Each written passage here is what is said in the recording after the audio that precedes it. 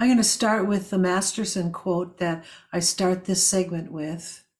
And one reason I'm sharing that in this recording, and this recording is both a part in a lesson and also personal story. And the reason I'm starting with this quote, both in the video and on the written form, is that his book really points to a fundamental cause to our suffering that often isn't brought out in a regular way through teachings, readings, and that is our suffering. Various degrees of our suffering can be traced back to abandonment and are manifested now in various ways, various manifestations of abandonment anxiety. And so he talks about abandonment anxiety in the book. Another place to also find a good resource for healing from abandonment anxiety and insight into abandonment anxiety is the Adult Children of Alcoholics 12-step groups and program. They actually have their own steps, but it's part of the Adult Children of Alcoholics Anonymous group. So you can look that up. They also have a big book. I'm not remembering the name of it.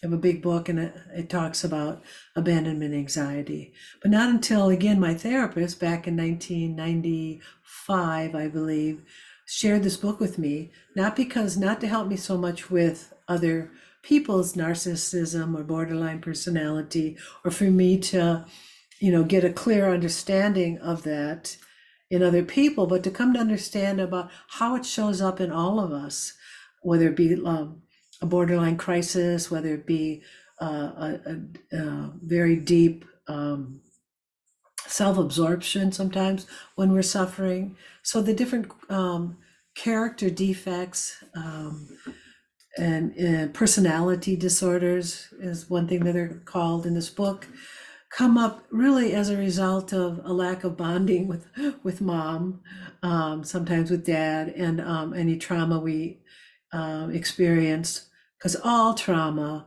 is also an experience of abandonment. Of course, we're not only abandoned by somebody if they're harming us, but we're also being harmed. So there's this double being harmed and being abandoned, because being harmed is a form of abandonment. So I believe most people in the Western culture in particular have some degree of abandonment anxiety. I had a significant amount of abandonment anxiety, which I would say I really healed from it. It kind of happens, and it's a process, right? And it starts with our awareness that, oh, this is an abandonment anxiety. That's why I'm doing anything to avoid this feeling. And I would say it's been a process for me, and it'll probably be a process for you. Again, which starts with awareness and then some understanding of how it's showing up in our own life. And I would say about 10 years ago, I really had a major experience of my abandonment anxiety. I wasn't doing anything to kind of avoid it. And I would say that I'm significantly free from my abandonment anxiety now, which is utterly lovely. I'm not saying, I might be surprised another level of it or flavor of it may pop up, but I know over the years, the last 2 decades, I have significantly processed and healed from it. So his quote in the beginning of this segment is, ultimately, no human being can find genuine meaning in her life merely by accepting the meaning handed down from those who have gone before. And of course, this is a huge theme, both in my life, in my teachings, and how these teachings are offered.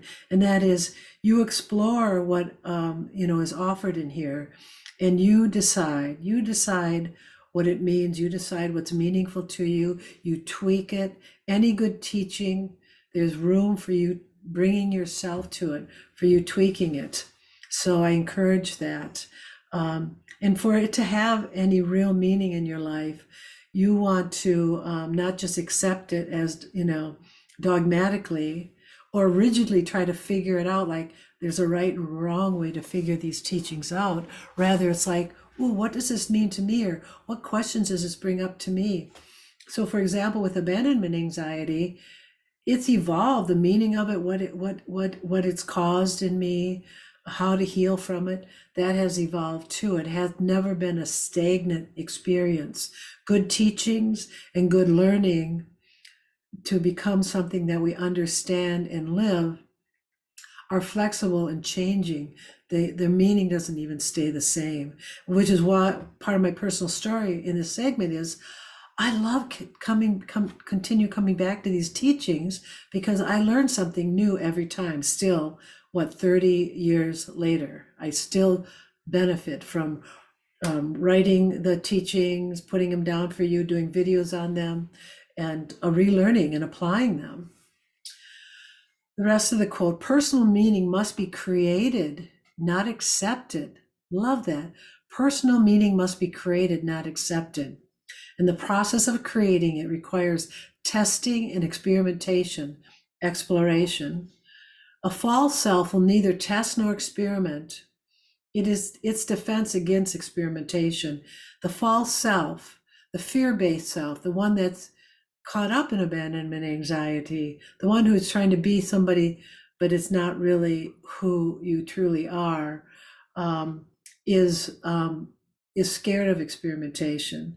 And you'll see that a lot of churches, for example, all religions actually, including Buddhism, have those branches and those approaches that say, don't experiment. The Buddha, for example, encouraged experimentation. Said, don't mistake my finger for the moon. You got to find, you've got to experience the moon on your own. So the whole idea of experimentation and exploring and not just responding to anything dogmatically and allowing for the teaching to bring up both the questions, the abandonment anxiety, and your own understanding it's worth that's the magic in the teachings, in any teachings. So if you're discouraged to experiment, if you're discouraged to feel the different emotions and questions that come up, it's not a safe or good path.